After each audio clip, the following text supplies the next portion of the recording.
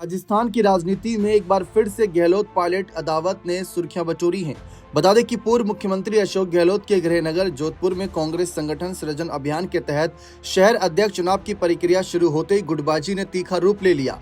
आनंद भवन स्थित कांग्रेस कार्यालय में शनिवार को हुई बैठक में एक लाइन के प्रस्ताव की पुरानी परंपरा पर सवाल उठे, जिससे माहौल इतना गर्मा गया कि पायलट गुट के नेताओं ने खुलकर विरोध जताया।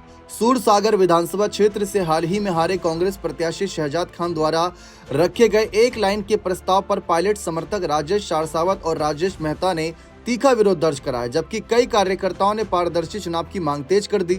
आलाकमान के इस फैसले पर पायलट गुट के नेताओं ने असहमति जताते हुए कहा कि ये प्रक्रिया लोकतांत्रिक नहीं है और इससे पार्टी की एकजुटता को नुकसान पहुंचाए। इस बीच ये टकराहट राजस्थान कांग्रेस के लिए एक नया संकट खड़ी कर रही है, खासकर तब जब पार्टी लोकसभा चुनावों के बाद संगठन को मजबूत करने की कोशिश में है। जोधपुर, जो गहलोत का मजबूत किला माना जाता है, यहाँ गुटबाजी का शिकार बनना है। बैठक में उपस्थित सैकड़ों कार्यकर्ताओं के बीच तनाव इतना बढ़ गया कि बहस लंबी खिंच गई। शहजाद खान, जो सूरसागर सीट पर बीजेपी के मनोज काला से हार गए थे, उन्होंने बैठक की शुरुआत में एक लाइन का प्रस्ताव रखा। ये प्रस्ताव शहर अध्यक्ष के चुनाव को बिना किसी बहस के पारित करने का था, जो पारंपरिक रूप से गहलोत गुट की रणनीति का हिस्सा माना गया। खान ने कहा कि पार्टी हाईकमान के निर्देशानुसार हम एकजुट होकर संगठन सृजन अभियान को सफल बनाएं। इस प्रस्ताव से हम तेजी से आगे बढ़ सकेंगे। लेकिन यह प्रस्ताव रखते ही पायलट गुट के नेताओं ने हंगामा मचा दिया।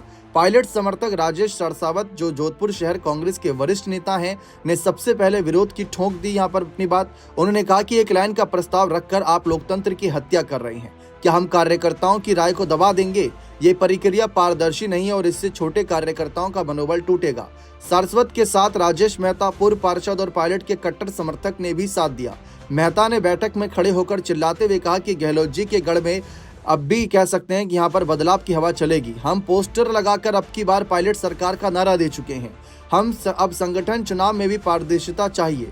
अगर एक लाइन से फैसला होगा तो हम सड़क पर उतरेंगे। मेहता का यह बयान बैठक में मौजूद गहलोत समर्थकों के लिए चुनौती बन गया, जिससे माहौल और गर्म हो गया। बैठक में करीब 200 से अधिक कार्यकर्ता मौजूद थे, जिनमें से कई ने पारदर्शी चुनाव की मांग का समर्थन तो किया। एक युवा कार्यकर्ता ने नाम न बताने की शर्त पर कहा कि पार्टी को मजबूत करने के नाम पर गुटबाजी चल रही है। लोकसभा चुनावों में हमने अच्छा प्रदर्शन किया, लेकिन अब संगठन स्तर पर अगर ऐसी प्रक्रिया चलेगी तो आगामी चुनावों में मुश्किल तो होगी। कई कार्यकर्ताओं ने सुझाव दिया कि शहर अध्यक्ष चुनाव के लिए नामांकन प्रक्रिया को खुला रखा जाए और वोटिंग से फैसला हो। इस दौरान आनंद भवन के बाहर भी छोटे मोटे नारेबाजी के समाचार मिले, जहां पायलट गुट के समर्थक पारदर्शिता चाहिए के नारे लगा रहे हैं। गहलोत और पायलट के बीच का टकराव कोई नई बात नहीं। साल 2022 के राजनीतिक संकट के दौरान गहलोत गुट के 90 विधायकों ने इस्तीफे दिए थे, जिससे सरकार डगमगा गई थी।